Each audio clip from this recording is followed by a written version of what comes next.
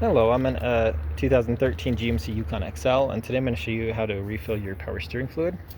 So first you want to open the hood, which this is already open, and then here on the driver's side below the alternator, you should see this cap right here. This would be for your power steering fluid.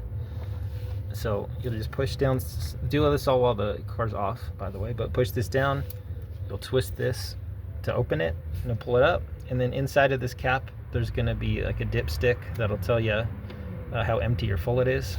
So once you open this cap up, you pull that out, and then you can test with that dipstick how low or how reasonable your level is. And then check your owner's manual or a good online source to make sure the power steering fluid you have is a great match for your particular make and model. But you pour that in, whether it's just straight from your jug or with a funnel, but pour it in there, and once you get to the right level, you'll just stick this back in with the dipstick and make sure it's nice and tight. Since it's all a pressurized system, you don't want any of this popping off while you're driving. But otherwise, I hope this is helpful and hope you have a wonderful day.